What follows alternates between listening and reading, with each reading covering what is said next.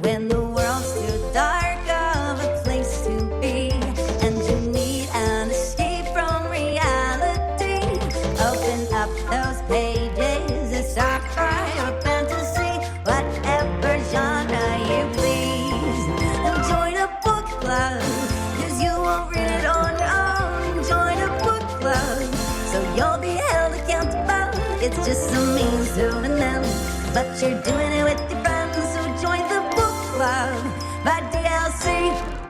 Good morning, book clubbers! Hope you're dancing in your seat, hoping you're having a great week. I'm Jeff Kanata. I'm here with Lana Bashinsky. Hi, Lana. Hello, good morning. And I just want to say it's so nice to be validated by the book. It's so nice to read things in the book and be like, yeah, I knew that. Delicious. That is wonderful. That is wonderful.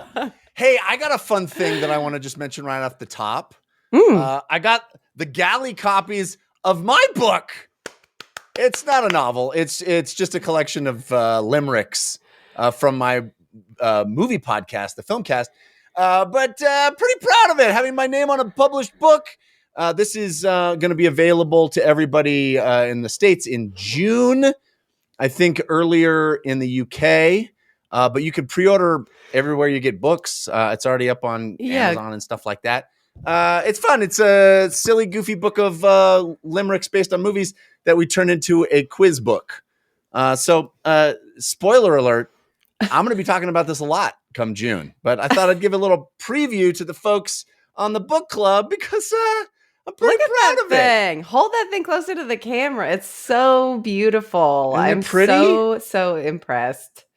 Yeah. And I assume there's a lot of crossover between folks listening here and your various other places, but the limericks that you create are it's like so charming, and now being invited into like a game about them, it feels like such a wonderful swirling of all your interests. It's a book that is a game that is about movies, and it's like Jeff Kanata distilled.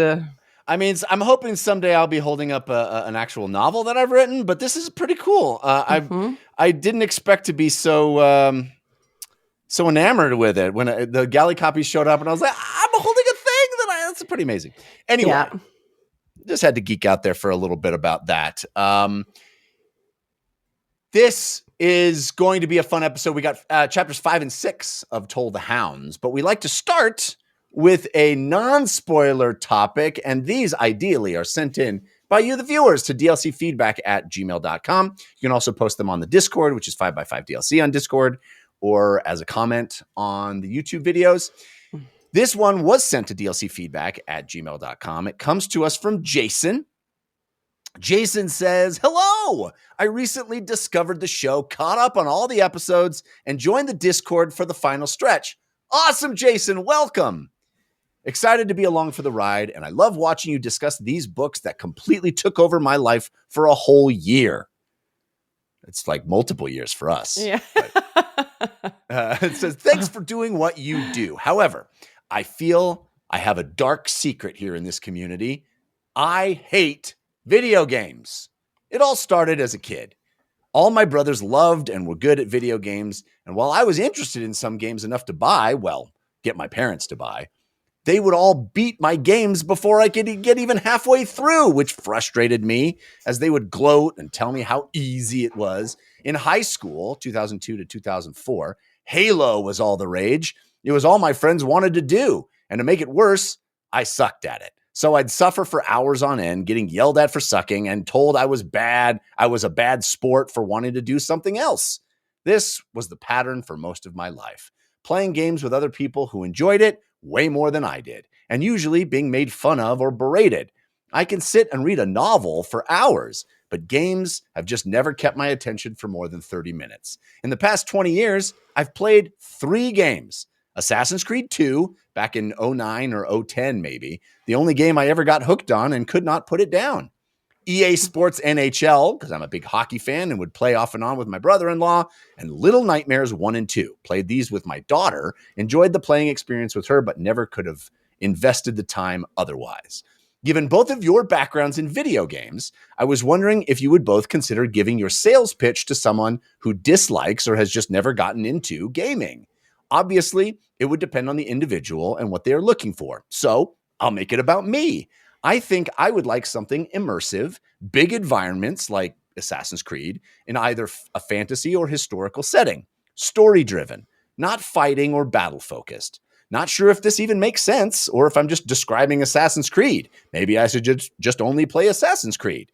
What do you think are the benefits of gaming in general? My main hobby is reading, and I worry if I were even to be interested in a game, playing it would take away from the little reading time I managed to set aside. Jeff, how do you balance that, having kids and a full-time job? Love the show. Excited to be joining you every week through the end of the series. Best regards, Jason. Great letter, Jason. Appreciate you writing in and really appreciate you finding us and joining us for the ride. It's awesome that you're here. I will tell you, I am very reluctant to suggest anyone who's into reading do something instead of reading because I love reading and I think too few people do it. And I would never suggest, hey, you should play a video game instead of reading a novel. Because I think part of the reason that Lana and I are doing this show is to encourage more people to read who maybe wouldn't be reading otherwise. So to do the opposite feels a little counterproductive to the main goal. But here we are. We're going to do it. I will happily recommend people do other things than reading, especially if you are reading as your safe place. I think encouraging people to try new things basically all the time is the wish. So if your reading's your zone, I'm happy to recommend some games, baby. Do it. So the thing I think is interesting here is I'll start with a little anecdote because I can't help myself. I deeply sympathize. I'm from Canada and I grew up and everybody played hockey. Everybody I knew. I'm from Edmonton, hockey town, hockey folks. And I was the worst at hockey. I enjoyed watching it. I hated playing it. I hated playing street hockey. I hated playing hockey in gym class. I was so awful at it, and everybody made me feel bad about it. It was horrible. And then I moved to California, where there were many people who had never been on ice before. And suddenly, I was a hockey god. I was so good at hockey compared to everybody around me. And it really, that like experience of like who you're hanging with and how they make you feel about a thing, I get it. Because you like knew the rules. Yeah, I've seen a hockey stick before. Yeah. Yes. You knew what icing was. Yeah, I knew what puck handling meant. Like it was not that there aren't people in California who like hockey, but nobody in my cross section of friends was any good at it. And so I do think video games, like much like books, there are so many games and there's many, many huge publishers, but there is such a myriad of indie games and people doing interesting things in different spaces that are that they maybe don't check every one of your boxes at a time, but are things that I would highly recommend people try. I just finished a game that is called Lorelei and the Laser Eyes. That is immersive, interesting, mystery, story-driven, like intense puzzle game. Very cool, very fun, simple aesthetic. I think it's like $20 on Steam or something like that. Like it's not a one of these $60, $70 games either. So if you're looking to like dip your toes back in the world, that is one that I would recommend right off the bat. Recency bias, very much here. But I'm going to take a breather and throw to Jeff and say, does anything come to your mind? Well, the first thing that popped into my head were two games, a game and its sequel that I think might shoot right into you. I mean, you said fantasy and historical, so you didn't say sci-fi. But if you're into sci-fi at all, there's two games called Citizen Sleeper 1 and 2. 2 just came out. In fact, on the sister show to this one, the DLC video game podcast that Lana and I do, and my other colleague, Christian Spicer, we just had the developer of Citizen Sleeper on our show. He's a great guest, and he talking about the development of that game. But basically, the Citizen Sleeper is an interactive novel, for lack of a better term. There's some dice rolling stuff and tabletop game mechanics, but it's a video game that is literary, that it's written very well, I think, and you're reading large swaths of text, and there's some graphics, but it's very just sort of for flavor. It's mostly reading a novel and making decisions and trying to do certain things, and you roll dice to decide how things play out, like you would on a tabletop role playing game. But it may be more comfortable for you because it's basically a book, and I think it's well written. So maybe try those. Another very recent game that came out that I might suggest is Kingdom Come Deliverance 2, which is a historical role playing game. Yes, there's combat, but it's kind of funny. It's written with humor, and you're basically living the life of a peasant. And if you don't want to fight anything, you kind of don't have to. You can do other stuff in the world, and it's a big open world where you're kind of living in this medieval city. That's another example. What else you got? I realized I didn't. I said the name Lorelei and the Lazy Eyes, but I didn't. It has this historical. You play as like an artist, sort of collecting your history and putting together pieces of your history in this world where there's also a murder mystery. So there's historical elements in that one. One that just struck me that's not like real world historical, but Disco Elysium. Yes, such a great game. One of the greatest games I've ever played. It is a role-playing game where there's like a dice-ish element, very stylish, interesting world, interesting characters. The options for like how you can wind the narrative as the play as this sort of detective character, again, sort of a murder mystery situation. Yeah. It's so clever, like laughing out loud, funny at times, peculiar, and just a wonderful kind of literary experience. Too. Very literary, I would say. Like the writing is incredible. And then one that I think is, it's an expansive world, no combat, not historical, but again on like the top lists of all time is a game called Journey. That is a beautiful immersive world that is probably a different experience than one you've ever had before. Might be harder to play if you don't have a video game console. Oh yeah, I think Journey is only available on PlayStation, but still excellent suggestion. Yes, yeah, yes. I think the point that we're making is that the landscape of video game experiences has never been more varied, diverse, interesting, eclectic, and so there is a way to find something that is just your niche, even if you're not into the big, calls of duty in the world or, things that you hear about that are sort of the big splash games. There's so many really interesting independent games or games that are not typical, not what you would imagine when you think video game. And games that I think there's this, still within society, the impression of like what it means to be a gamer, and the, veil of people who sort of stand at the front lines of sort of, for lack of a better term, gatekeeping, the potential, even the perception of gatekeeping that community. The community is so much bigger than you could ever imagine. And there's so many people who are gamers. Anybody playing games, you're a gamer. You're playing Wordle on the reg. You're playing match threes, Bejeweled, whatever it is. You're playing games on the reg. You're a gamer, dog. Yeah. And so I encourage everybody always to try new things and to dip your toes in something that you might not have otherwise have tried. And I would obviously talk about games all day, all the time, which is what we're not going to do. But you can always hit me up on social media for recommendations or whatever to chat about it in the Discord. Always great things. Yes, and thanks, Jason. But keep reading. Don't stop reading. I don't know. I feel like readers are a endangered species, and so I don't want to do anything to further endanger them. I feel like we're talking to a bald eagle, and we're saying, you look like a good chicken dinner. Yeah, right.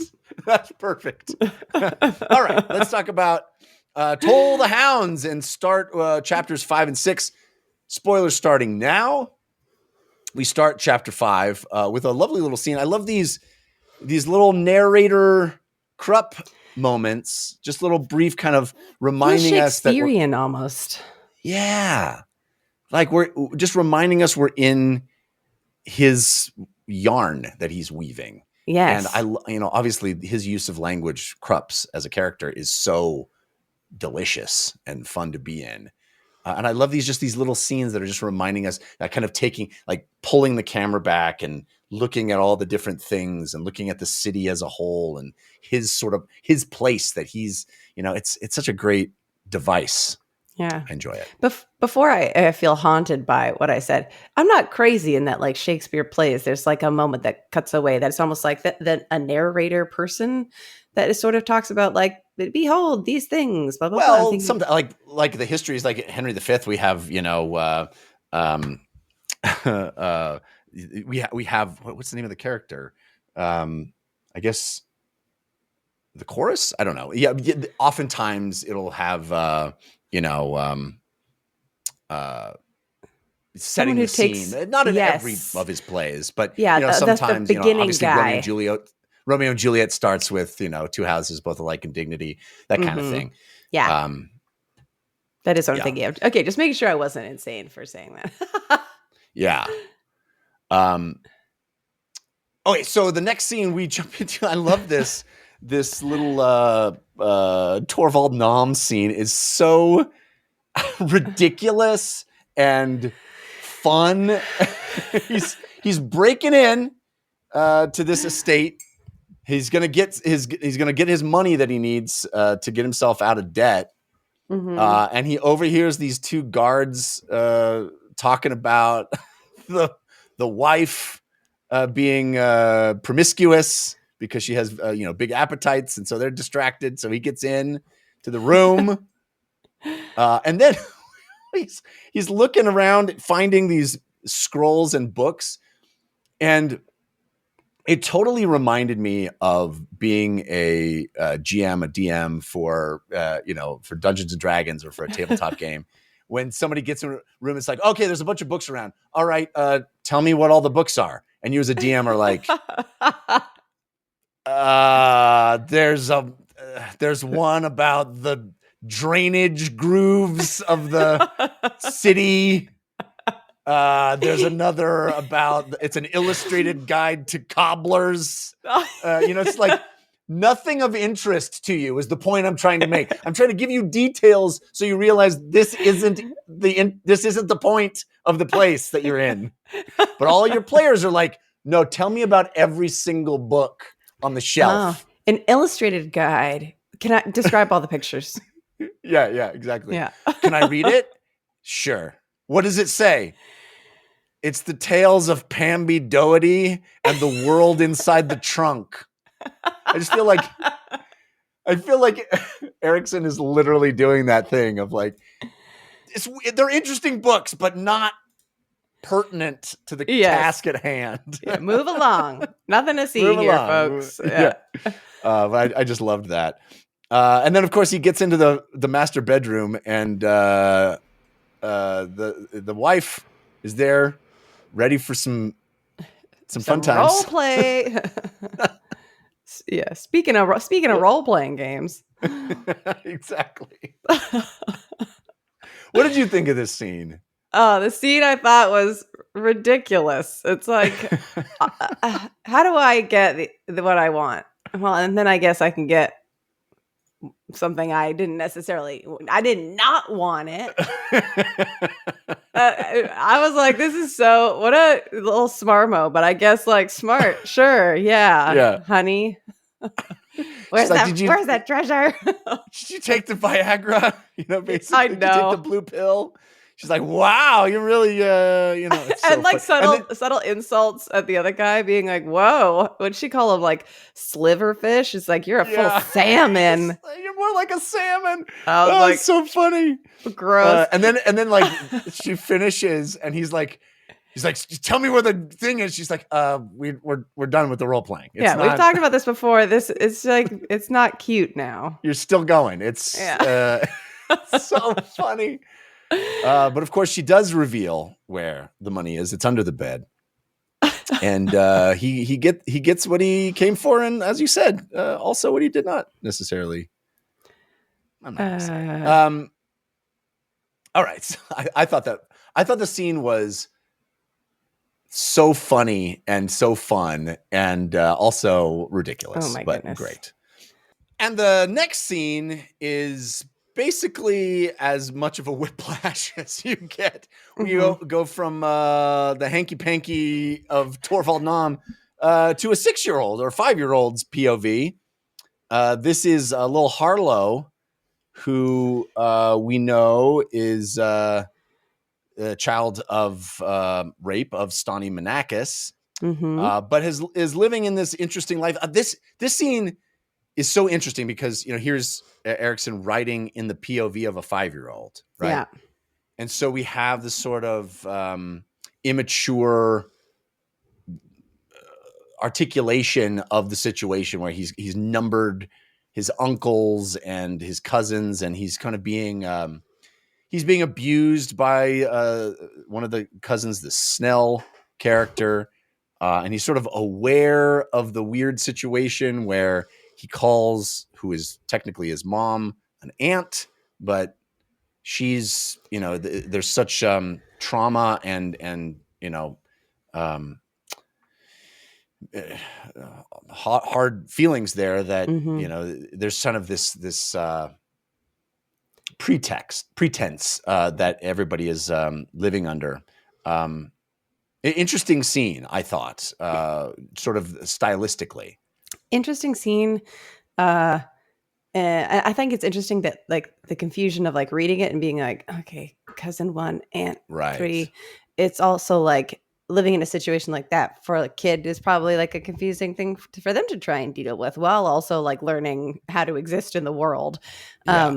So I thought it was an interesting sort of mirroring of what that confusion would be to them. But then the softness of like, well, there's also like an interesting thing where they like describing, they're like uncle 2, 3, whatever it is. Yeah. Had like tiger stripes. And I was like, I was sort of displaced by it being actually Gruntle. I thought like, there's like another one or something. But then it was actually him and the advice that he gave. It was surprising to see that situation wrapped up. I was happy to see that Stani existed, because last week when it was like everybody that Gruntle had been with in Capistan died, I was like, I guess Stani's gone. And the fact that the little kid's name is Harlo, right? He's named after the other member that died in Memories of Ice. I think it is. Yeah. So clearly honoring that character with the naming of the child, and there's this kind of wholesome family dynamic happening. It's a atypical family, perhaps, but they're kind of sitting around having a lovely meal with stolen food. Just eating onions. Yeah, as just one does. Chomping onions like you wouldn't believe. Oh, what a time. But the one line I wanted to pull that I sort of love from this is, Harlo being like, I know that's my mom. Like, I'm not supposed to talk that's my mom. And him being like, look at how, like, her, like, looking at her directly, you're seeing her hiding. See how these things make her feel like she's hiding. We have to, like, protect her by, like, letting her hide. Right. And not calling her my mom. I call her my aunt. It's like, there's so much trauma. Sadness. And yes. Yeah. But they have this lovely meal of stolen vegetables, and Gruntle has like smoked horse meat. Nothing better than horse meat and onions, Oh, everybody loves it. Mutton better. Mutton better. Well done. Thank you. What is this? Thanksgiving? But there does seem to be this sort of lingering menace with Snell, as this, is going to beat him up. Anyway, so then we go into catching up with Duiker, who's just getting real cynical. Just has fallen into a deep cynicism. Can't quite remember the chain of dogs. I'm like, hey, Duiker, I remember it. You want me to tell you? I can't. I will never forget it. I can't tell if it's something that he can't quite. Oh, there's like certain things where he's like, oh, like the heat of the battle made it so it's like hard to remember. It's like the Yeah. things I'm remembering are like cuts on my skin and blah blah blah. He's like, but I think he's also sort of referencing that chaos and lack of memory, but also like, how do you possibly write this in a way that these people, that it feels true to the history of these people, that it feels like it does them sort of justice in what we experience together. And I think the frustration of being like, I'm doing a bad job, and it was so chaotic because I was in it, and it's so important. And those things together are his frustrations. I kind of feel like there's an element of PTSD also. I mean, he literally died and was brought back to life, so that that's got to leave a scar.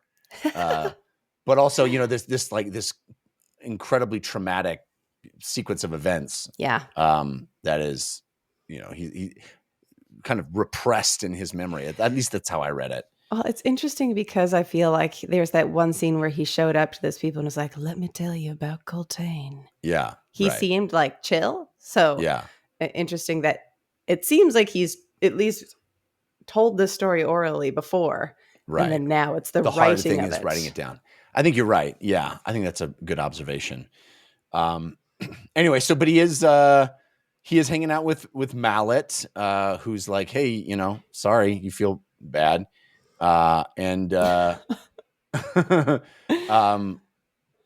He's gonna go and have lunch with Baruch the next day, which we don't get to in these chapters, but I'm curious how that's gonna play out. Mm-hmm.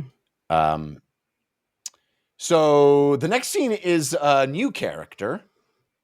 This other sort of home life. We're checking in on these kind of domestic scenes in Drujstan.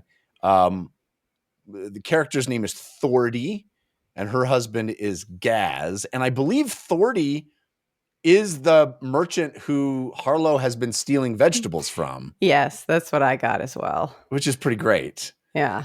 So we see, we kind of see this tapestry of interlocking events. And her husband's a real interesting fella, Gaz. Mm-hmm.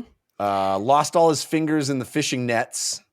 Was that a fishing net of like something? It was described as like they're fishing and then something pulled them towards the river. I guess we're in Malaz, but my brain was like, is that? No, that was in Lethras. I'm going to just stop talking. It does seem like it was a giant demon fish. It does. Yeah, it does seem like it was. But I don't know if it's like a demon fish we've seen before, or if it's just another demon fish. Just one of the hazards of the profession in the Malazan world. You never know when you're catching just a straight up evil spirit there, but that's right. Yeah. It seems like that's just a part of life in this world. The mirroring of like, oh, it snagged on the boat and drove towards the river. I was like, isn't that exactly what happened? But yeah. Anyway, so he did not respond to that life development well, and has now become a guy who just beats people up with his finger stomps. His knuckle stomps. Just nubs them to death. Yeah. Yeah. Thordy's kind of over it too. She's like, she's kind of fallen out of love with him a bit. Well, I love the back-to-back because we get Thordy and then we immediately get Gaz. So, and Thordy's like, you're basically worthless. I've definitely fallen out of love with you. If you just died, both of us would be happier. And I dream about you dying all the time. And so, and the assumption sort of from her perspective is like, you feel the same. Like we're both in this loveless marriage, and all you do is drink and fight, and that's where you get your joy. And then, as I'm assuming you were leading up to, we get his perspective is not that. Yeah. And the other thing that's interesting is Thordy's like, you drink and you go find like some other guy who's smaller than you, drunker than you at the bar. Right. And so not only do we get Gaz's perspective that he's like, I know that my wife loves me less, but I still love her all the same. And he's like, I know she thinks that I fight tiny guys, but no, I go find the biggest chumbawambas coming out of the bar. And those are the people, because I gotta keep my skills up. Like these hands are now only good for one thing, and they're gonna be good for it the best. Yeah. Well, it's even darker than that, right? Because there's some deity who is asking him to make these sacrifices. So he's literally killing people in the back alley and the blood is consecrating the ground and feeding this god, this unnamed god. Well, I'd say that he explicitly is not asking him to make sacrifices. So he's in the alley. Somebody else has already died in the alley, been like stabbed or something. And he's like, just goes and like crushes his rib cage for the thrill of it, finishes him off. And then some other guy stumbles out and he punches him to death. And the god shows up and was like, just wanted to say, keep up the good work. And he's like, I don't worship you. Or he goes, you don't have to, you just are. And he's like, you can't ask me for sacrifices. I'm not going to kill for you. And he goes, I'm not going to ask for anything. You're already doing what you're doing, sweetheart. Yeah. Keep on keeping on. And so the god sort of shows up being like, you're doing it whether you like it or not. It's not intentional on your part. You're going to live your life and I'm going to love what you're doing. Yeah. I don't know who that god is. Well, I'm assuming we're going to find out. But my thought, like, I mean, it seemed crazy that it would be Hood. And I was like, well, it's not Cotillion because he's not assassinating people. He's just wanton murdering people. And so I'm like, is there a third god? Seem to play that way, you know? That's what I thought too. But then I'm like, is there like the medium god? It's like god of just killing. Yeah. Well, who knows? It could be, some god that needs the energy to sort of resurface. I don't know. I'm not going to make too many guesses because I feel like we're going to find out. Yeah, there weren't enough hee-hees for me to think it was Shadow Throne. Right. Well, and also the Shadow Throne doesn't seem to do that. He has machinations that are more high level than just kill people for me. I know, but he also shows up in the weirdest ways sometimes. Yeah. That it's like, who knows what the heck he's doing. Well, then we check in with Ralik Nom, who is meeting his old Assassin's Guild buddy, Kroot of Taliant. And Kroot's like, Bob, bro, you're back. This is awesome. Let's get a drink. You rock. Oh, man. Oh, so much has changed for the Assassin's Guild. It's like people are leaving town. You can't even get a good assassin's job anymore. This scene is awesome because they're talking shop like assassinating is like a job that we're outsourcing it to other cities now. Exactly. You really can't like all the good kills are in like Earlington or whatever that other city's name was. Yeah. Yeah. It's like, oh man, it's in our day. You could make a real solid living assassinating people. I also love that he's like, oh my god, so good to see. Oh, things are so bad now. It's like the excitement with that. And I love also at the end, they have this big conversation. He's like, oh man, I cannot wait to see this guy's face when he sees you. And Ralik's like, well, you're going to have to. Because you're not telling anybody about this little soiree, my man. Yeah.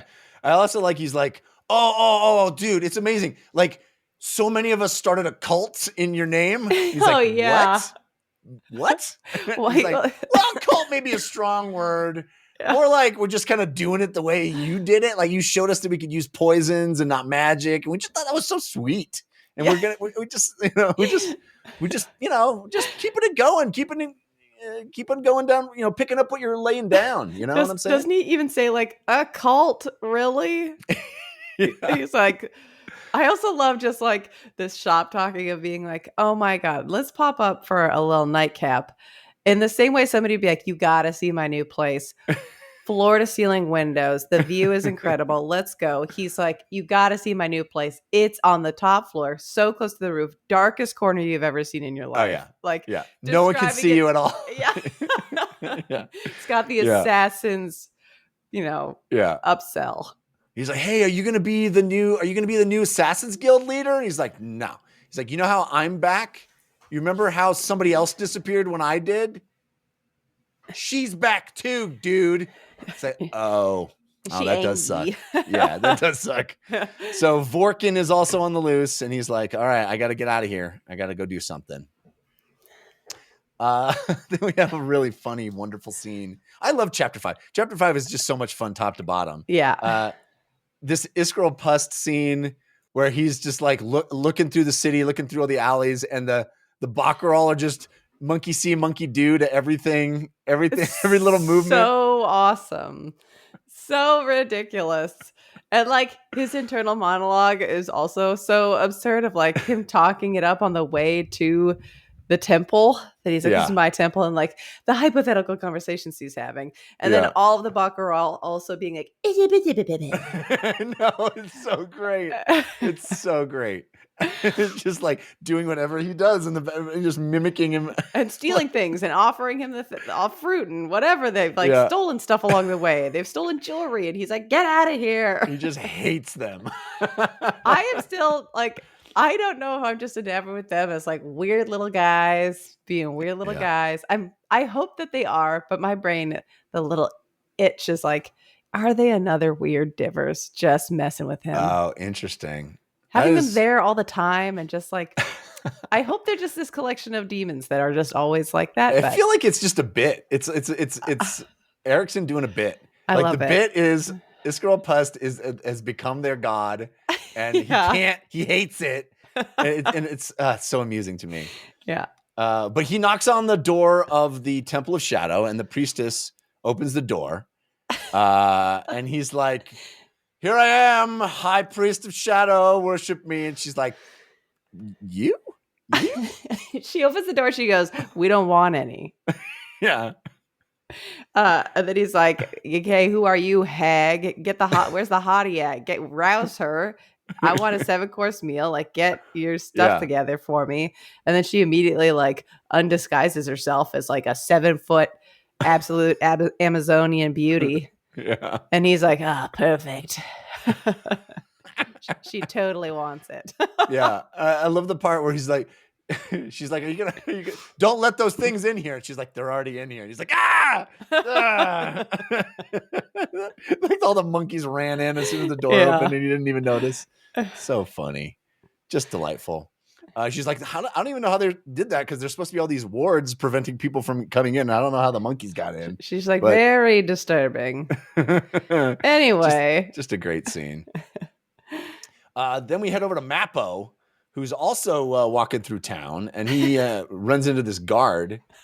And the guard's like, whoa!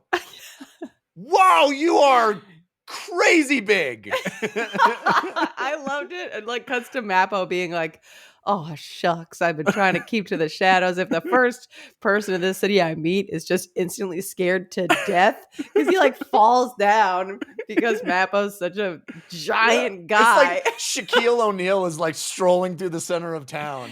And this guy's like, what is that? You're enormous. We got to hide you. People are going to freak out. You're so big. He's like, where are you going? I will help you get there. And he's like, you're so generous with your time. And he's like, no, I'm not. I'm saving myself work later. Oh my God. Can you crouch? So great. And then they stumble upon these 2 corpses, which I believe are corpses that were killed by our buddy Gaz. Oh yeah, the knuckle murderer. Absolutely. And this poor city guard is just like, ugh, people with the murders. Always like this. Get it. What weapon is that? What do they even want with the murdering? What are they doing with the murdering? This guard seems like a wholesome dude, honestly. It's really funny. And then Mappo's like, do you want to like clean up? He's like, nah. They're gonna be here when I get back. I'll take you where we're going, but I'm gonna have to deal with these corpses. Can't get deader, but man, oh man, the paperwork. So great, so great. So they arrive at the Temple of Burn, and he's like, "All right, got you to your destination. Bye." And the priest opens the door, and he's like, I've been waiting for you. I know what you want. You want to get back to Ikarium. We've prepared the giant hole in the ground. Well, I like that he actually answers the door and he's like, here's the list of all the reasons you shouldn't do it. The preliminary list of reasons you shouldn't do it. And he's like, yeah, but I really got it. And he's like, I knew you'd say that. I have so many more reasons, but we'd stand here all night. So come on in. We prepared the ritual. Terrible idea. You're going to jump down into the literal gates of Hades. Yeah.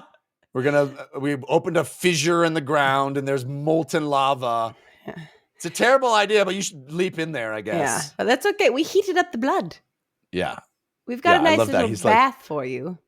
so the idea here is that he's going to like move through Burn himself to get to Ikariam. He's going to like go through Burn's flesh. And in order to do that, he has to be bathed in blood.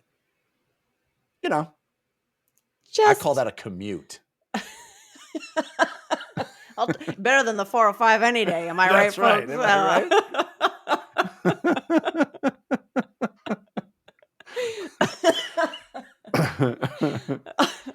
All right, and then we head over to Barathol, who's like developing a little crush on Solara.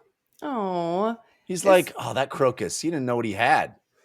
You don't pine away for the lost love. It's a lost love, buddy. You're not getting it back. Look what's in front of you. Dance with the one who brung you. You know what I'm saying? Mm-hmm.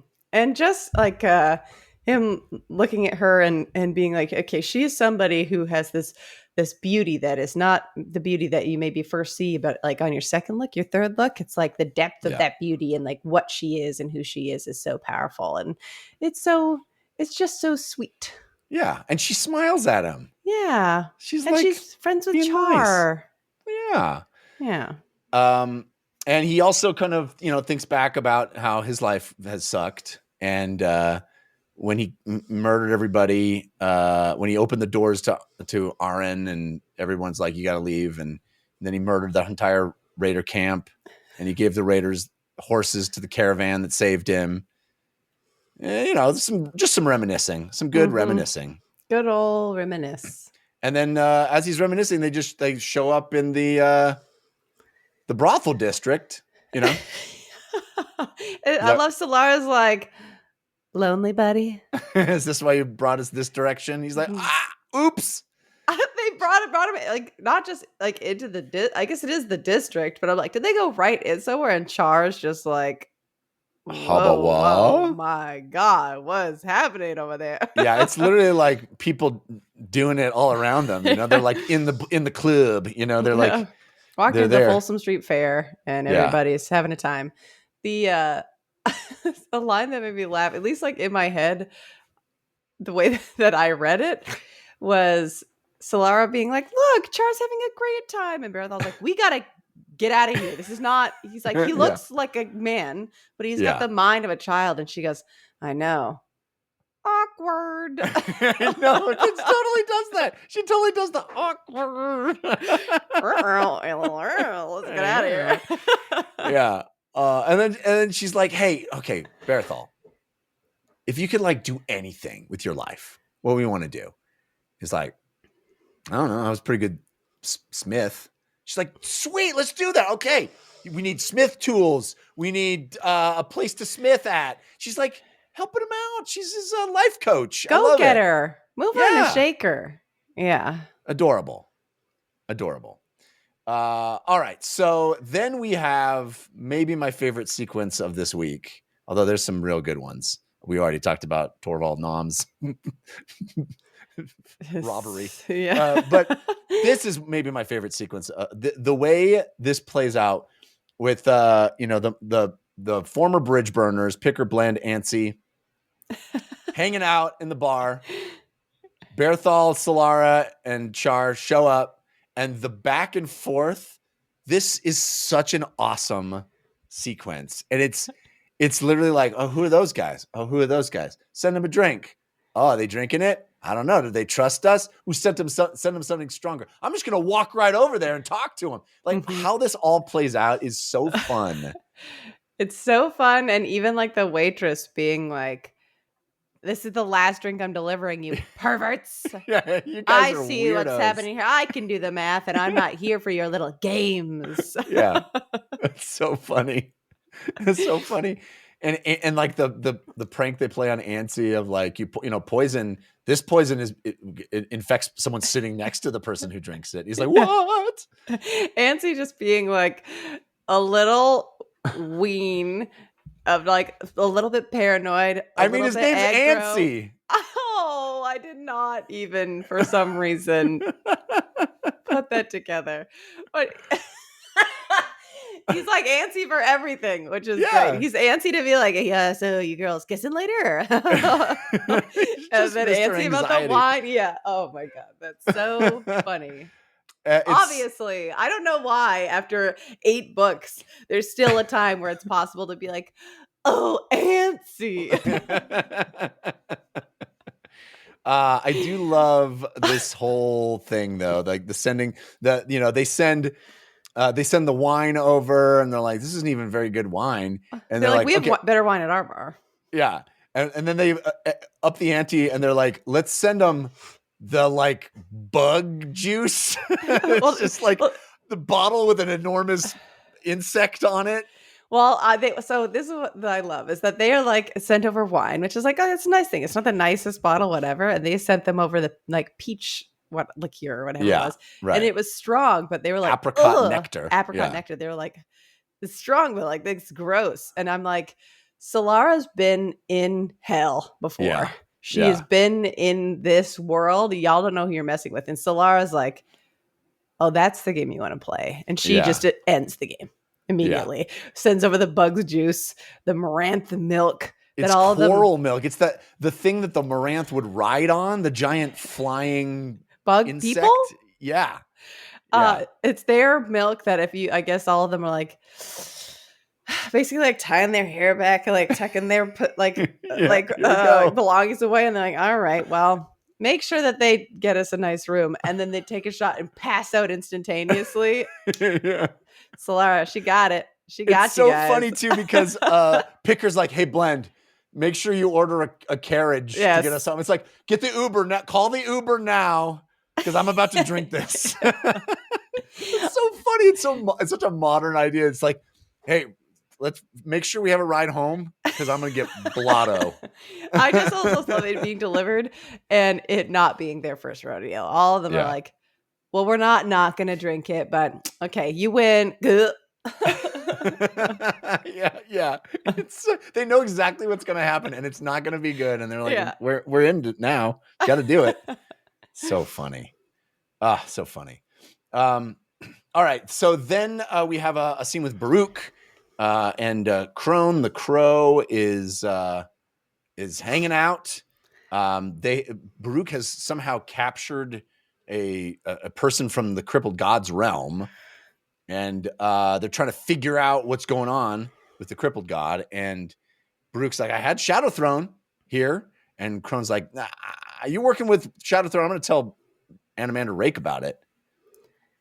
And basically they're just sort of doing this tete-a-tete about like, what are you going to tell my boss? I'm going to tell my boss. It's like, tell him then. He needs to deal with this. She's like, well, yeah, he will. Yeah. So then we move over to Crokus at the Phoenix Inn, who's just like, oh, it's not like it was. Yeah. He's got a real, he really has a real Crokus energy. The one thing I want to call it from the last scene that I thought was interesting is after Crone left, Baruch says something like, well, I don't know if we stuck the landing on that conversation because help was as offered as help would ever be offered. And I think I turned it down. Yeah. And their nuanced conversation to like how they chatted about things. Yeah, that is interesting. Yeah. Yes. But yes, and now Cutter is like, I can't ever be Crokus again. I'm Cutter now. Oh, there's somebody here. Cut. Sorry, I'm Cutter. Cutter now. Sorry. Cut fools. Obviously. And it's Rollick. It also is one of those things that like puts the skill in perspective. Crokus sitting there and being like, do I even know anybody? Is there anybody going to be at the bar who I even like or recognize? And then you start being like, oh, he's just a little guy. And Rallick being like Assassin's Guild man. Yeah. And then Cutter like cutting him up. It's like, oh, okay. I guess Cutter's got that name not just because he thought it sounded cool. Well, I did get it landed on me the extent to which this character has changed, right? Yes. Gone through stuff, lived, loved. It's sort of all spelled out, and he's like he's a different guy. Yeah. And Ralik's like, you're not the scruffy kid anymore. That's was just stealing stuff from houses. Yeah. And even just him like turning into that, like verbally being like, oh, gee, sorry, Ralik. Oh my God. And him being like, I've been gone a long time. And he's like, you've been gone? I've been gone. What the hell? And he's like, where's my friggin' knife? And he's like, oh, the one you tried to throw at my head? Yeah. It's like right here in the shoulder. It's right here. So good. Yeah. Yeah. Let me just find my knife and we can get out of here. Oh, like, gee, sorry, sir. Get him into the bar. He's bleeding out. So good. Krupp has a scene with Scorch and Lef, and they're like, hey, Krupp, we found Torvald Nom, but we decided to let him go. And he's like, let me guess. He told you he'd get the money in one day. And they're like, how did you know that? He's like, because you're idiots. And you're going to end up on the debtor list yourselves, and then you're going to have to get yourself turned in for a handsome sum of money that you won't ever see because you'll be turned in. So good. Yeah. Crokus brings, unless you want to say anything else. Oh, yeah. And Krupp sort of ending the scene being like, anyway, enough with you dum-dums because somebody's coming in through the door and I think I'm going to like it. Yeah. And then it's one of those things that's like, you know, a difficult situation sort of just immediately bringing people together and like literally breaking down that barrier of like finally crossing the threshold of this bar that's like the last time they saw each other. Now they're with each other. He's bleeding out. Immediately he's like, Mies, what's up? What's her face behind the bar? Oh, tongue in my mouth. Hell yeah, like, girl. And like Krupp in the corner, like everybody just being like, oh my God, what are you guys doing here? And like the chaos of that and the familiarity of like old friendships when you're in need kind of sort of moment that happens here is just, I thought it was very well done. I agree. It's all so happy to see him, but also there's chaos and bad things. And Ralik is like laying on the ground and like, oh my God, what? He must have run into a team of vandals. Yeah. You know? like, he's like, no, that was me. I'm really sorry. I just messed up. Yeah. I'm too awesome now. I don't even know my own power. I'm like really fast. And then him basically being like, is anybody here who I want to talk to? And they're like, you boys in the corner where he always is. Yeah. And then him going over and having that moment being like, hey, buddy, still wearing your same weird suit and having your gross little meal over here. But they always had like, Krupp was always like real with Crokus. Yeah. Well, because Krupp was the one in Gardens of the Moon who was like, you have been chosen by Opan. You got the coin, buddy boy. Yeah. Yeah. And there's even a reference to that in this moment where he's like, still a spinning coin, and Crokus like, coin? Yeah. They have like a toast, and like I think the different nature of their relationship very summed up by being like, we'll toast to the coin, and have a moment of silence, and so that's not something you associate with Krupp in any way, shape, or form. Right. Yeah. Then we have a lovely little scene where Torvald Nom returns home to his wife, to Sarah, who's just the sweetest. Oh, so nice. That's the only thing that made me, that first scene, I was like, hilarious. And then I'm like, oh, and you went to go see your wife after, bro? Gross. I know. And we're in her perspective, and she's this awesome, like, crafts person, and she's all sweaty, and she's like, I've always loved you. I will always love you. And I was like, he just stooped the lady in the room. For the jemmies. Yeah. And like how immediately she's like, yeah, put it in the secret spot. You know where it is. Just like immediately sort of taking care of his crap.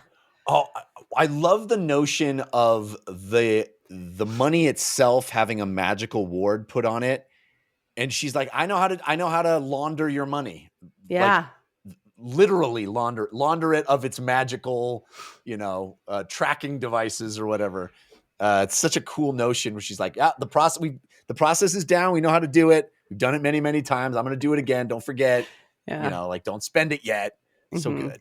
I also think that I maybe there's a way we could have picked up on it earlier, but it was like a reveal to me that he went and stole the money from the person who he's indebted to. He's so great. Like, he's like, I need a day. I'll get the money. I'll go steal it. He steals it. And then he's like, who else do you think I stole it from? The guy who I'm supposed to owe it to. Is like, so great. Yeah. What a power pay him move. with his own stolen money. It's so stupid. Fantastic. But how awesome she was. It sort of gave me the thing that sort of sits in my brain is like, it's like the same competence, but like, Mr. Mrs. Smith kind of thing. Where Totally. It's like okay, you do what you got to do to get the bag.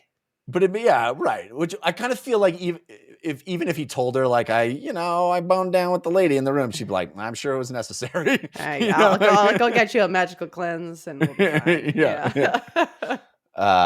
Really lovely little moment. And then the chapter ends with another sort of pullback of Krupp, like, here's what's happening over here. Here's what's happening over here. All the people, here are the people in my neighborhood. Yeah. Cool stuff. All right. Chapter 6. Traveler. Who, as you said at the beginning of the show, definitely Dasimultor. Yeah. He been traveling. He's parched. He been traveling. The old bear blood, it wasn't quite. It only gets you so far. You know what I'm saying? Bear stink will last you longer than bear blood. I've been saying that. That's right. He's walking through just empty plains. And then he sees on the horizon a couple buddies. Couple old pals. Yeah. They're a little different now. It's Shadow Throne and Cotillion, of course, his old running buddies. Dancer and Callanved. On the throne? He's appeared to him on the throne? Or is that where the throne is? I think it's he appears on the throne. I don't think that's where the throne is. I feel like he's just like, it's a little affectation to show you like how cool I am now. Chair. He has to see the chair. So he knows it's Shadow real. Throne is one of my favorite characters in this whole series, just because of how petty and ridiculous. Like he clearly is one of the most powerful people, orchestrated so many of the events that have gone down, literally ascended to godhood, and is still like, you're a jerk face. Yeah, he's like, we have come here to help you, my friend. Yeah. And he's like, I don't believe you. He's like, well, what I was lying when I called you my friend. You're a stupid head. It's like how quickly he turns into being like, actually, I think you're an idiot. And that's why we're here, because you're so dumb. Anyway, we brought you food, whatever. Also, I got these new puppy dogs. They're white and they're awesome. And I summoned them. And Cotilion's like, no, you didn't. He's like, shut up. I did. No, why else would they be here? Because of me. Such a great character. I also love like the familiarity. It's like the dogs all show up and they all like are coming up to Traveler, and like he like petting them and bonding with them and being like, "What's up, buddies?" Oh, yeah, I love that. I got 2 new ones and they don't know you at all. So they don't even care, but they care about me because I definitely brought them here. And we find out that Traveler's goal is to kill Hood. Yes. Which is pretty intense. What happens when the god of death is dead? Great question. Open question. Also, usually the god of death is... not a positive character, but my impression of Hood has been fairly positive over the course of our interactions with him. Like he seems like a fairly decent, reasonable fella. He seems like a Hood good dude. Hood good. And now I'm like, that's him. Yeah. Well, we'll see. We'll see how this all plays out. Yeah. But Shadowthorn's like, you can take the puppy dogs with you. They'll escort you. We're not giving you any water or anything or food. Like you're probably gonna die. But, good luck with that. Yeah, there will be something, I'm sure. The thing that I thought was, well, they did give him water and food. Cotillion went and brought him water and food, enough to get to the next town. Because, and then the puppy dogs would make sure that he got there to get there. Dasim also goes, so which one of you jerks is the one who destroyed my freaking boat and killed all my people? And they're like... wasn't us. It wasn't us. It's crazy. We didn't even know. I can't believe you would suggest that. What? I can't. Why would you even think that we would do that? And I just love it because he's like, all right, catch you later. Like starts the trek, and they're like, okay, it like really wasn't us, but we definitely knew it was male. Yeah. But you think if he finds out it's male, it's going to be bad. Yeah. So, and why do you think Male wanted to do that so bad? I don't know. Well, the other thing I think is interesting is their fear of him. They're like, if he thought it was us for real, we'd both be dead. Yeah, which is pretty wild. So he's capable wild. of killing gods. Like, they know that. I guess so. Yeah. And which seems fascinating because like my understanding of their situation is that they kind of like intentionally left him out of the old ascendancy club. Right. Yes. Yeah. Yeah. I don't think we know the whole situation with that exactly, but so yeah, somebody did like that big sort of exposition-y breakdown of like Whiskey Jack, Dassam, Kellenved, Dancer, all were buddies, and this other lady, and the other lady died. Yeah, and also Lacine, right? And Lacine was part of it. Yeah, Surly. Yeah. We also kind of find out that the reason Male was doing that was just to slow him down. Like they're like Male could have killed him outright. Yeah. But instead just wanted to slow him down, delay him from finding Hood. So. And I love that they're like, we should probably think about what that means. Right. So they don't know. We don't know. Don't know. But right. Curious. Okay, so then we get to this long sequence that is wild. Namander and Clip and the whole gang, Nanander, Destra, the whole gang, they came upon this real creepo dude who's like, come to our town and you're going to love it.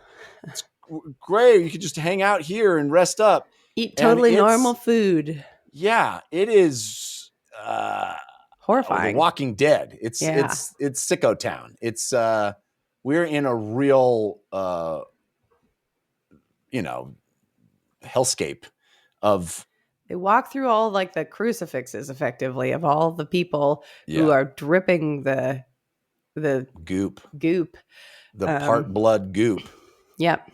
And they're all like hooked on this Kellic stuff that is turning them into zombies, basically. Yeah. And this scene was so dark. It's like we're in a completely different milieu. I mean, it felt like we were really in this horror show. And they keep talking about the dying god. Now I keep thinking, is the dying god the crippled god? That is my assumption, but I feel like people know that he's a crippled god, and I don't know if I would call him a dying god. Right. So are these two different entities? Is the dying god a new entity that we don't know about? The only dying god that I know of, I feel like is, and I don't know if they're a god, is Burn. Burn is dying. Oh, interesting. Yeah. Well, yeah. But then Burn is more than a god, though, right? It's like it's like a concept of it's the world. The world, yeah. Yeah. So I don't know, but that's the only person that came to mind. Unless the dying god is like the god who appeared in the alley, and he's like, "Yeah, I'm the god of dying." Hey, actually, interesting connection. I wonder if that's true. Anyway, so these people are messed up. They're hooked on Kellic. And, there's the thing that was so jarring to me is how unalarmed everyone seems to be by this. They're just kind of like, well, this is where we're hanging out. Oh, look at these freaks. People falling down and like breaking their faces on the ground and like getting up and spewing goop. And they're just like, well, probably not a good idea to touch any of those people, but it just feels very casual. It feels like very mundane. Yeah. And I think like part of that is just like Clip's an obnoxiousness of him just feeling like, yeah, I meant to bring us here. Obviously, I meant to bring us here. We have things to do. That it's like, I guess they're like powerful enough that they just know that Freaktown has some freaky stuff going on, and they're fine with that. Yeah. And Clip's like, well, I want to meet this dying god. And he's like, it's probably going to go real bad. So you guys should leave because I'm going to hang out and talk to the dying god. I don't want you guys to be in danger, but I'm going to talk to the dying god. But they also said that the dying god was like in a city next door. So they've they're like summoning him in some way. Yeah.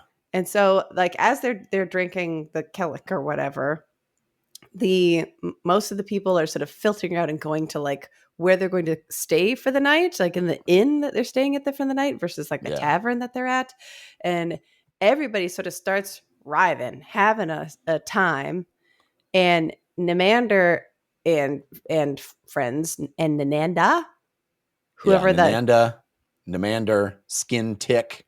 Yeah. I had a skin tick once, but I got it removed. But he's like, you guys go. I just want to see what's happening in the field. And they go over.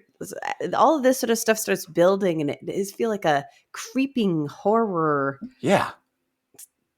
Situation.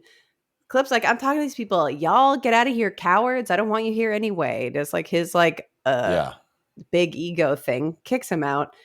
Namander, they go check the field, and they're all certainly like writhe around on like their stakes that they've been pegged into, but on the ground, blossoms have opened and are basically drinking of the continuous fluids that are being dumped out of their bodies. And I want to say it's night, like there's moonlight or something that they're seeing these things. Yeah, these purple flowers, and then there's the pollen. The pollen comes off into the air, and they breathe it in. Yeah, they see the flowers, they see the pollen. They're like, oh, it's in the air. We're already breathing it. We're infected. Yeah. And it makes them want to walk into the field and just be in it. Yeah, be part of the writhing horde. Yeah, but they manage to like resist and like claw their way back to the inn. And when they're close enough, one of the other folks whose name starts with an A, Aranatha comes out and grabs them and pulls them basically into a bubble of warding that she has put up, that they're like, we can't leave the bubble because we're definitely like, all of us have like breathed this stuff in. We have to stay here to like stay sane. And they sort of just like ride out the storm, and hearing horrible sounds and like the moaning chorus of people in ecstasy / agony. It's really horrifying sounding. Yeah.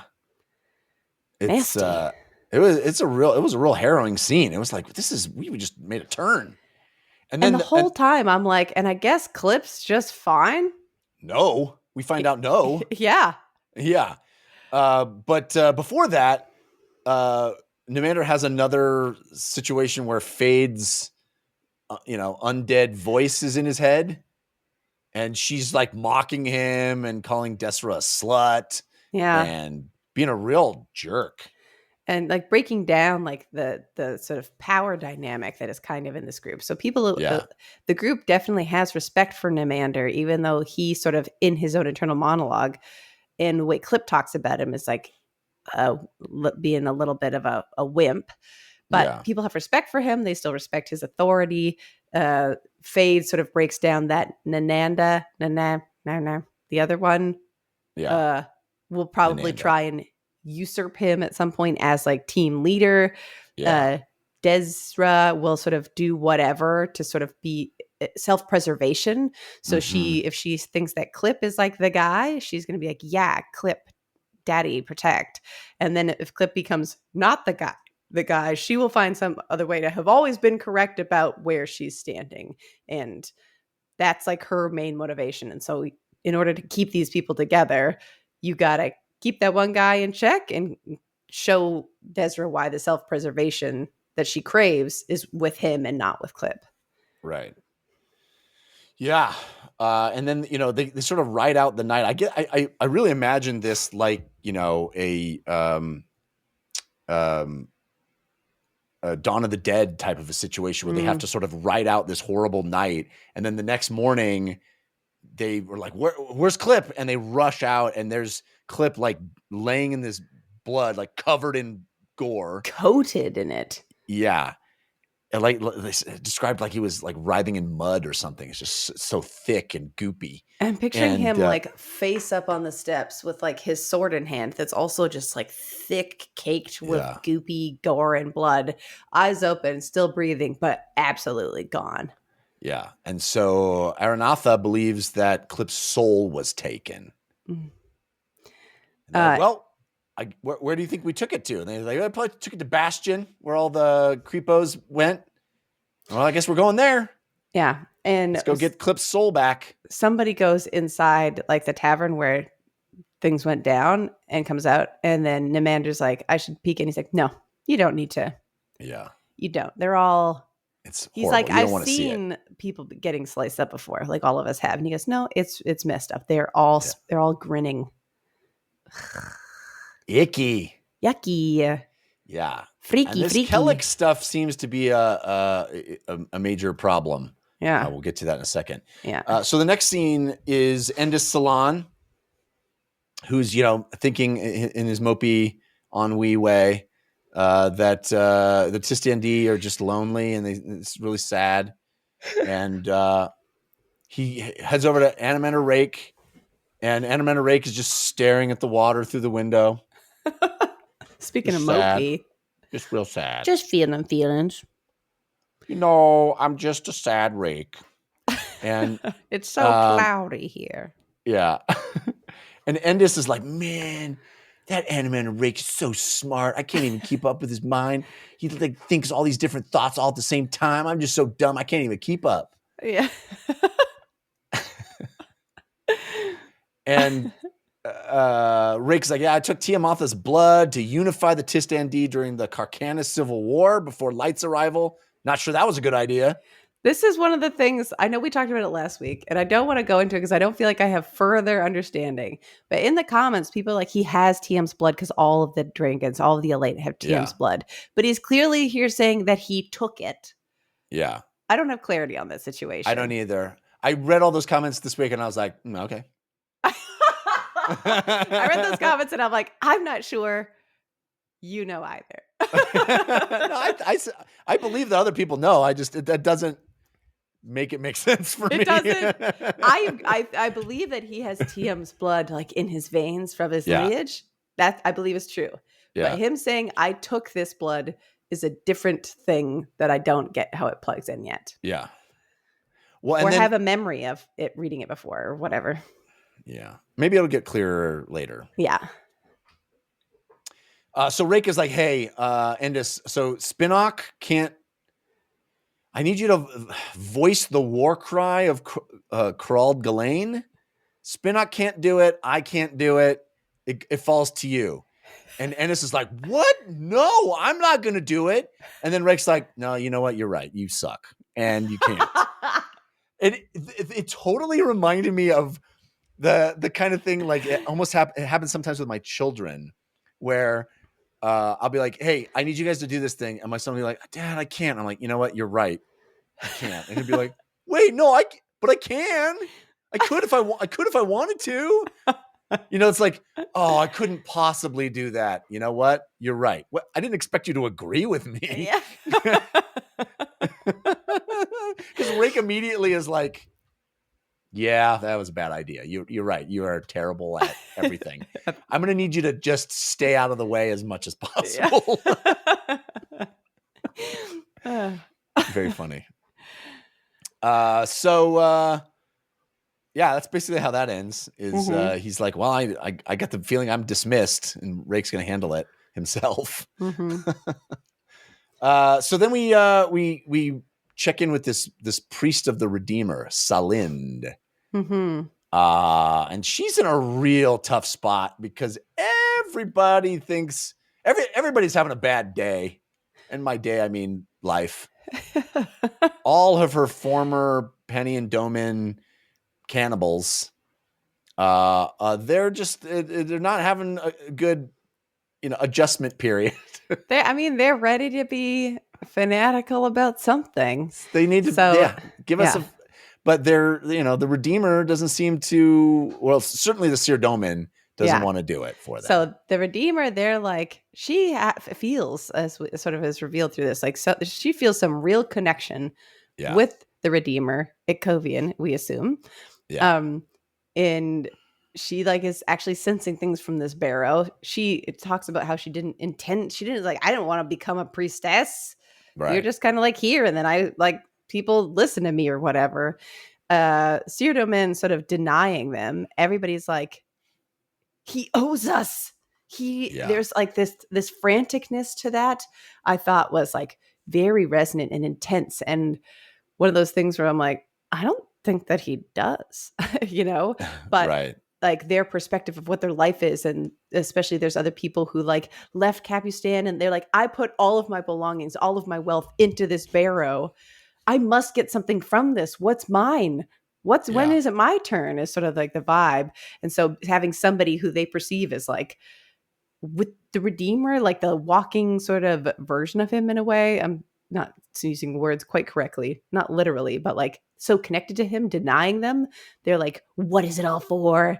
And the rage that comes with that, they convince the priestess to go into the city to go make a plea on their behalf. Well, I love how she's like, oh man, a real priest always has like the right words to say. And I don't have anything the right words to say. I mean, I'm just going to try this. And she literally says the most beautiful, eloquent summation of what faith is and what it means to be wrong and have doubt. And it's like, oh, you nailed it, girl. Yeah. We're talking about like, oh, those religions that like things that provide instant gratification. That doesn't ask of faith. Yeah. Faith doesn't give you what you want. That's why it's faith. You have to have faith that it's good. Yeah. As George Michael once said, you gotta have faith. So she's like, I'll handle this. I'll go talk to the Seerdomen. We should all go. Let's all go. So we cut immediately over to the Seerdomen and Spinnock playing their Keftanat game, their little tabletop game. Trying to anyway. Yeah. Seerdomen's in his, this is his happy place, but Spinnock's like, wait, he's losing. He shouldn't be losing. There's an obvious play here. Why isn't he taking it? Seerdomen's like, I concede. He's like, what are you doing? Why are you conceding? I'm gonna have to have beer with one of these chumps. Yeah, it's not the plan. It's not fun. And the other two guys are both drinking Kellic. Yeah, everybody's seen that Kellic is really catching on, and he's like craze sweeping the nation. It really is it's the Monster Energy drink of its time. And people are like regurgitating that black goop, and there's literally stains on the walls from where people are just like, it's Northern, and it comes out of their nose. It's disgusting. Oh, it's so gross. It's really catching on though. The marketing campaign, fantastic. It's like an infection. Yeah. And then knock, knock, knock. The door opens, and it's Celind and all of the acolytes, or acolytes. All of the other people like. Three Stooge in it. And he's like, get out of here. And all the people are like, okay. And they all leave. Celind is the only one courageous enough to stay. And she's like, I need you. He's like, I'm not doing it. No way. No way, no how. I refuse. And she's like, I don't know if you have like a choice. You just kind of like are the guy. Yeah. And he doesn't concede in any way. In any way. So then we cut over to she eventually has to leave. Spinnock's like, I'm just going to let those two hash it out. I should probably go. I'll buy him a round. You know what? Put it on my tab.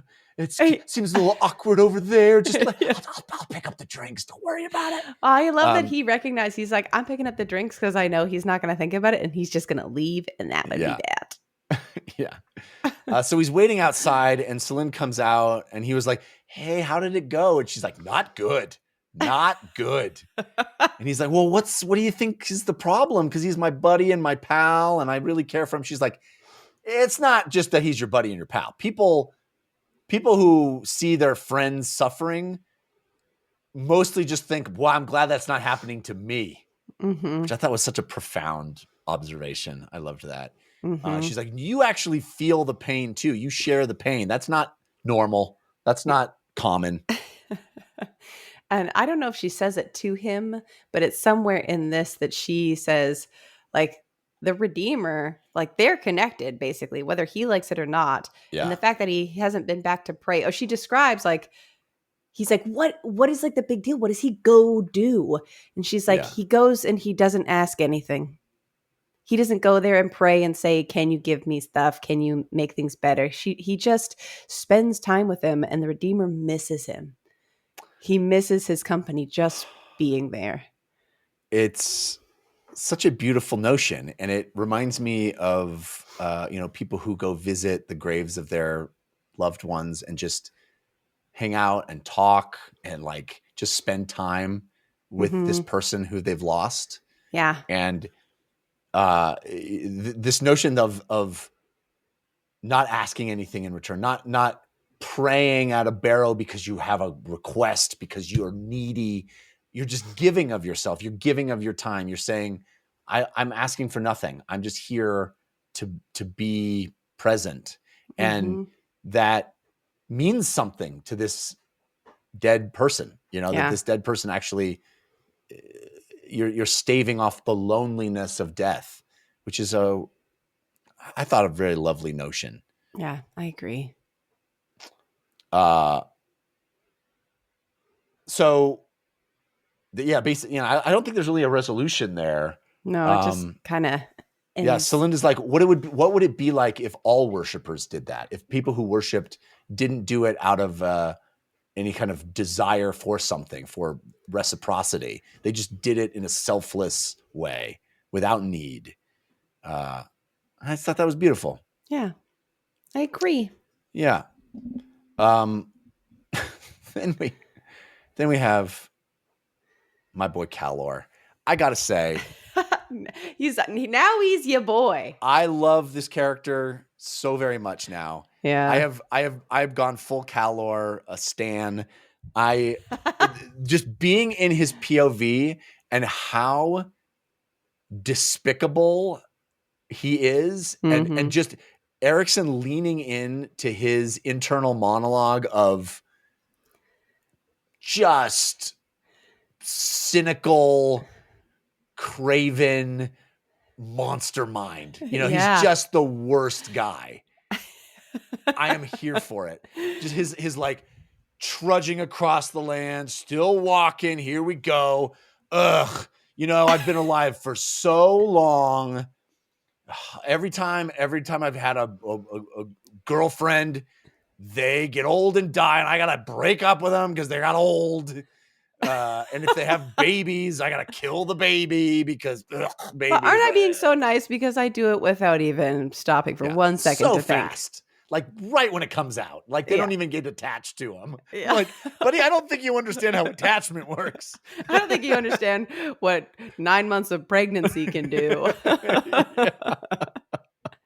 But just, oh man, the going into the mind of just the worst human, just the worst person The who's picture lived that forever. That elderly cynicism times a billion. I just love it so much. And he's heading toward Darugistan, and he's on his way. He really is his destiny. He really is sort of being like, back in my day, women stayed hot. Now I gotta kill him. What am I supposed to do? And there's even a line. I have a lengthy section here as one of my favorite sections. So I may say it. I can't remember if it's in the section I chose, but he has this line of like, I could have chosen to share my immortality with them, but like I didn't, and then they got old, and that sucks. And you could have made them immortal with you, you massive d-bag. Like, I just decided not to. Yeah, like the way he presents it is that it would have been a trivial thing that would have been no sacrifice to him at all. But like, I'm not doing that. Why? I'll just get another one. So funny. All right, so. Then we check back in with Namander and the gang who are headed to Bastion. They left with 3 horses, an ox, and a wagon. It was like the entire spoils of this entire city. Is just that's all that was salvageable. Yeah. And they were passing all of these wagons with empty bottles of Kellic. Like, again, Kellic really catching on. Yeah. Which we now would describe as the blood of the dying god. So literally drinking the blood of the dying god. So is it cruel? Oh, interesting. I don't know. Yeah, Cruel is what we've heard is in danger, right? Is Yeah, is in trouble. Interesting. It feels darker than Cruel. Cruel doesn't seem so dark, but maybe. But like the Warrens have all being more and more poisoned because he's being poisoned. Yeah. Yeah. Anyway, Yeah. it's this great moment. They're walking along, things are bad, and then who's that in the distance? Some old man trudging through the plains. Just walking, I guess. Just walking along. He looks like he's got a sword. What's going on with him? And he is just the biggest jerk to them. I love it. He's like, hey, so like, should I kill you guys, or maybe I should just kill all of you and give me a reason that I shouldn't? Desra's like, somebody says, because you don't know us. And he's like, nah, that's true. That's a good point. Yeah. I guess there's not like a great reason. Anyway, I'll take a ride. And they're like, It just sits on the wagon. Go and begin and pull me. And she's like, why don't you? He's like, got anything to eat or drink? And she's like, actually, we do have something to drink. It's not water, but you'll enjoy it. And he's like, nice try, bitch. Like immediately calls her out. And he's like, so wait, I thought you said I shouldn't kill you. You tried to like poison me immediately. What are we doing here? Give me the water or get dead. So good. And Amanda's like, give him the water. And he's like, he called me a bitch. And he's like, you tried to poison him. She's like, all right, here's the water. Fair. It's all fair. I mean, I guess fair. Attempted murder is kind of bitchy. I guess it's a little,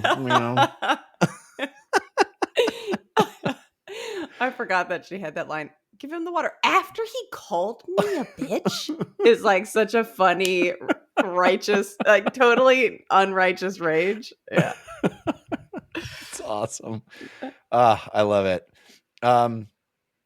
So they're heading off to Bastion with Callor. Seems like a great situation. What could go wrong? Now we got the new band of miscreants. Yeah. Replace one jerk leader with a different jerk leader. Let's go. He literally just like takes a nap, and they're like, okay, here we go. So then we back to the traveler, who stumbles upon a group of real nice folks, the Kindaru people that worship horses. Do you ride them? No. Are they horses? We worship them. Are they special horses? They call them horses of the rock. Yeah, and I was like, are they big goats? Or are they actually horses? Goth-end horses? Yeah. But I pictured them like mountain goats, but like sort of a stout horse that's like a mountain goat kind of thing. My favorite thing about them is that they've got this welcoming speech that has been added to every time something horrible. They're like, please don't steal our stuff or murder us or rape our women. And I just feel like we need to really add that one because we didn't ask specifically not to that. Murder us. All right, everybody remember it. The new one is. All right. It's last time they murdered several of us. So let's put that in. Put that in the terms of service. We will be so nice to you if you don't do any of these horrible things. And I like how they just have like two people out there being, we're just nice guys. Then Traveler's like, okay, I agree to the terms and conditions. And they're like, oh, we're so glad to hear that. And they like get all their like assassins like out. Everybody, their warriors sort of waiting in the wings to just kill them if they're like, nice try, like pulled a blade on him or something. They're like, he's like, if you could try to deceive us, but please don't. He's like, nobody is honest. He's like, well, that's true. If you deceived us, then we would deceive you. And we would also be the thing we hate. So let's all not do that. Yeah. And so then they pop out and he's like, oh, I guess you are not strangers to strangers. And they're like, no, anyway, come on in, buddy. Yeah. I love them. I love them too. It's so funny. And there's this mention of this person called the Captain that rides an 8-wheel double-decker carriage drawn by 1,000 slaves, which reminds me of that person that we met that one time. Yeah. In book, I want to say 2. 2. Didn't they die though? Did they die? It's a different. And they weren't called the captain, so maybe it's different. But it I reminded thought that me they of were the that. person who turned into all the rats. That's true. You're right. That is absolutely the case. They were Diver's rat. That must be though what I was thinking of, because I was like, have we met that person? I felt like there was somebody in my brain that had a similar description. I think I was thinking of that guy. Yeah, that's what I thought of, but I don't think it is. But anyway, so Traveler sits down and has this delicious milky turtle meat. And he's like, don't drink too much of it. You're going to trip balls. Yeah. I like how he's like drinking it, and he's like, he describes like the milk part as tasting awful, but like sort of numbing, like his lips immediately feel like better after being like so chafed and sun worn.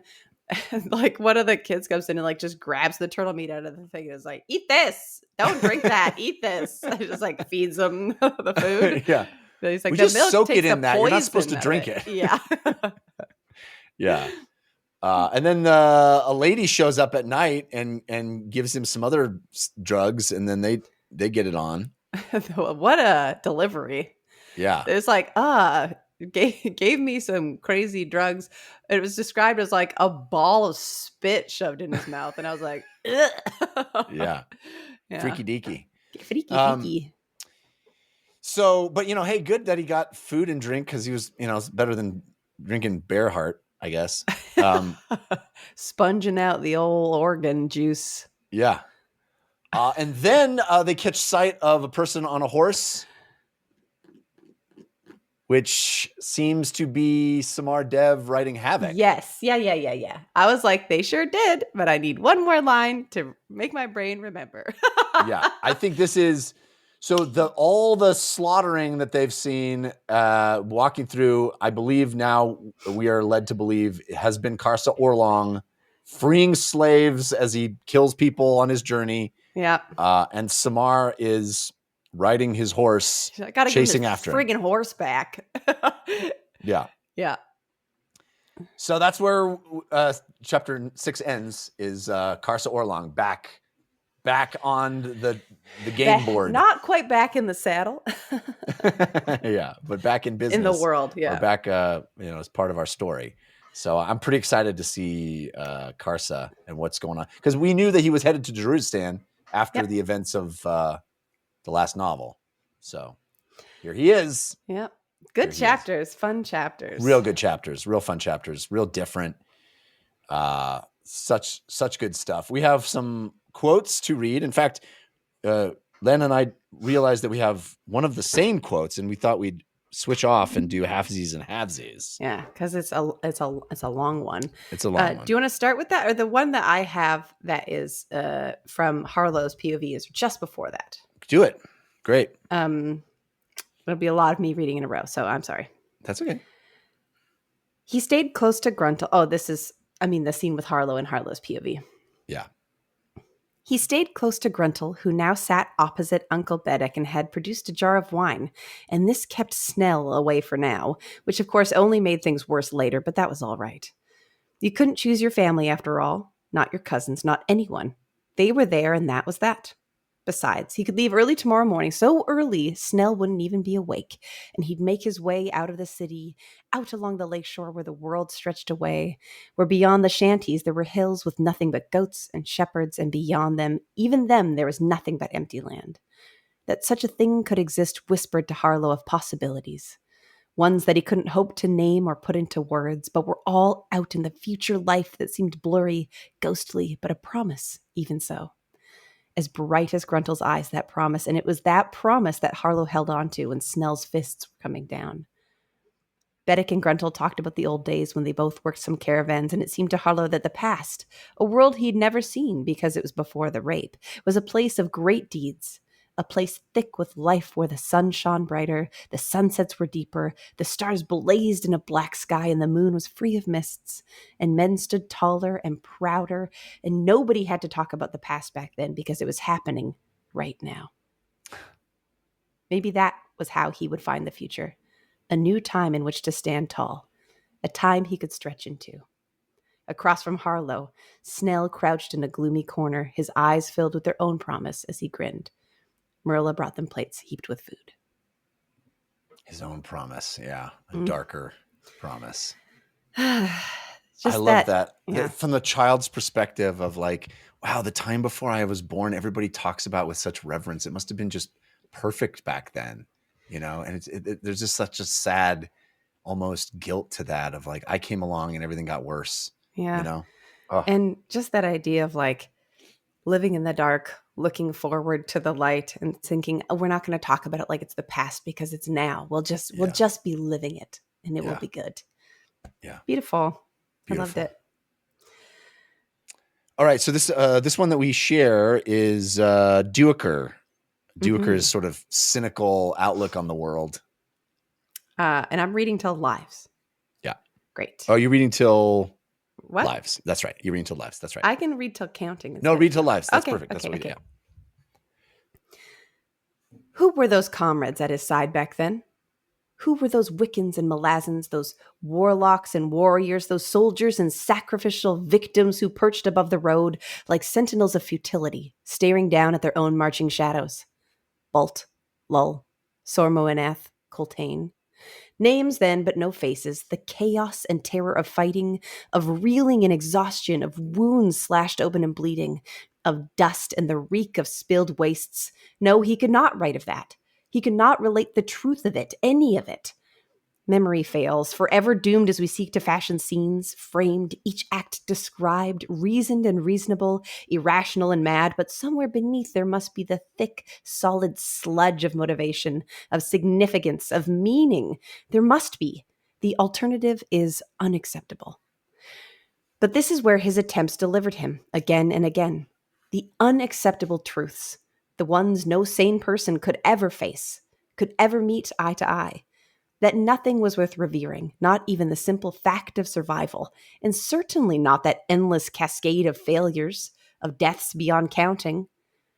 Even here, in this city of peace, he watched the citizens in all their daily dances, and with each moment that passed, his disdain deepened. He disliked the way his thoughts grew ever more uncharitable, ever more baffled by the endless scenes of seemingly mindless, pointless existence. But there seemed no way out of that progression as his observations unveiled the pettiness of life. The battles, silent and otherwise, with wives, husbands, friends, children, parents, with the very crush on a crowded street, each life closed around itself, righteous and uncaring of strangers, people fully inside their own lives. Yet should he not revel in such things? In their profound freedom, in their extraordinary luxury of imagining themselves in control of their own lives? Of course, they weren't. In freedom, such as each might possess, they raised their own barriers, carried shackles fashioned by their own hands, rattling the chains of emotions, of fears and worries, of need and spite, of the belligerence that railed against the essential anonymity that gripped a person. Aye, a most unacceptable truth. Was this the driving force behind the quest for power? To tear away anonymity? To raise fame and infamy up like a blazing shield and shining sword? To voice a cry that would be heard beyond the gates of one's own life? But oh, Duiker had heard enough such cries, had stood cowering in the midst of howls of defiance and triumph, all turning sour with despair, with senseless rage. The echoes of power were uniform, yes, in their essential emptiness. Any historian worthy of the title could see that. No, there was no value in writing, no more effect than a babe's fists battering at the silence that ignored every cry. History meant nothing because the only continuity was human stupidity. Oh, there were moments of greatness, of bright deeds, but how long did the light of such glory last? From one breath to the next, aye, and no more than that. No more than that. As for the rest, kick through the bones and wreckage, for they are what remain, what lasts until all turns to dust.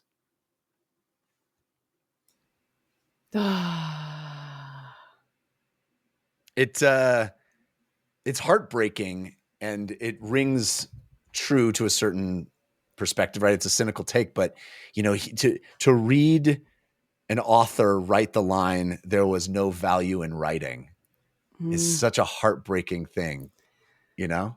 Yeah. And I feel I like, almost feel like it's Erikson speaking through Duiker in a certain way. and I feel like so too with if any art, there's at some point somebody's like, what am I offering by doing That's right. this? What am I speaking to? Like there's a whole world out there full of a million D tragedies happening, and I'm making art. I'm writing. What am I doing here? It's just, it is that cynical heartbeat. No more effect than a babe's fists battering at the silence that ignored every cry. Yeah. It's like, that's how it feels, right? Is that you're just one person trying desperately to speak truth. And what does it do? Nothing. Oh man, powerful stuff. Powerful stuff. I love it. I have one I have single two sentence. more pretty long ones. Go ahead. My one single sentence that what is the context of this? It is in the Tistendi squad. Desra, who we know is like a bit ego, self-preservation, whatever, talking with Kedivis. And Kedivis tries to like take a jab at her, and she says, "The endless siege that is your envy grows wearisome." You got to use that in life, you know. I'm just going to end a meeting. The endless siege that is your jealousy is wearisome. It's such a saying effectively jealous in a long-winded way is so annoying. Like what? It's so rude. It's delicious. I really loved it. All right, I have a Barathol section that is, he's talking about, Crokus should just be with the girl in front of him. I got a loss as well. He's not the only one that's loved and lost. He said Barathol had left his longing behind somewhere in the sands of 7 cities, a sprawl of motionless bodies, mocking laughter disguised as unceasing wind, a lizard perched like a gift on a senseless, black-crusted hand. Moments of madness, long before the madness of the Talana Moss and Aaron, when he had railed at remorseless time, at how too late was something that could not be changed, not with blood spilled at the foot of a god, not with a knife poised to carve out his own heart. Too late simply grinned at him, lifeless, too poignant for sanity. Those 2 words had begun a chant, then, stride by stride, a gleeful echo, and they had lifted to a roar in the raiders' camp amidst screams and the clash of iron, lifted, yes, into a deafening maelstrom that crashed inside Barathol's skull, a surging tide with nowhere to go. Too late cannot be escaped. It crooned with every failed parry, every failed dodge from a scything weapon. It exploded in eyes as death hammered home, exploded along with blood and fluids. It lunged in the wake of toppled bodies. It scrawled messages, ever the same message, in the sands dying men crawled across. It's so evocative, and you get it. Too late. Erikson doesn't need to tell you the details. Too late. Yeah. Those 2 words made him start killing everybody. Too late. And you just understand what happened. The details aren't important. What's important is too late. Oh, that's just freaking amazing writing. All right. Do you have any more? No. All right. You indulge me one more because I would love to. Love my boy Callor. Oh, and I got to read my boy Callor's ridiculous inner monologue. This was, as far as he was concerned, the real mystery of civilization. And for all that he exploited it, he was, by the end, no closer to understanding it. This willingness of otherwise intelligent, reasonably intelligent people to parcel up and then bargain away appalling percentages of their very limited lives, all in service to someone else. And the rewards? Some security, perhaps. The cement that is stability, a sound roof, something on the plate, the beloved offspring, each one destined to repeat the whole travail. And was that an even exchange? It would not have been so for him. He knew that, had known it from the very first. He would bargain away nothing of his life. He would serve no one, yield none of his labor to the edification and ever-expanding wealth of some fool who imagined that his or her own part of the bargain was profound in its generosity, was indeed the most precious of gifts, that to work for him or her was a privilege. God's the conceit of that, the lie, so bristling and charged in its brazen display. Just how many rules of civil behavior were designed to perpetuate such egregious schemes of power and control of the few over the many? Rules defended to the death, usually the death of the many, rarely that of the few, with laws and wars, with threats and brutal repression. Those were the days, were they not? How he had gloried in that outrage. He would never be one of the multitude, and he had proved it again and again and again, and he would continue to prove it. Ooh. Dude, does that not ring true today? You're going to work for the man, and the man is going to give... It's the privilege to work for me. It's a privilege, and all the structures, the laws and the wars and all the struggle is designed to fit you into that very confined space of you giving the percentage of your life to me for my wealth. Are we not seeing that writ large right now? Big time. The Callors of the world have ascended in American life into this untouchable place, and it is infuriating. Well said. Well said. Well read. Well written. Yeah. Book good. Book good. Every week I'm like, is this an escape? Yeah. Or is this just making me mirror. think even deeper? Yeah. Either way, we're having a great time. Hope you're having a great time with us. Thanks for being here. Don't forget to send more of those wonderful topics for the beginning of the show. We love them. dlcfeedback@gmail.com. 2 more chapters next week. We'll be back with more. Have a great one. Don't forget to dance. When the world's too dark of a place to be, and you need an escape from reality, open up those pages, it's sci-fi or fantasy, whatever genre you please. And join a book club, 'cause you won't read it on your own. Join a book club, so you'll be held accountable. It's just a means to an end, but you're doing it with your friends, so join the Book Club by DLC.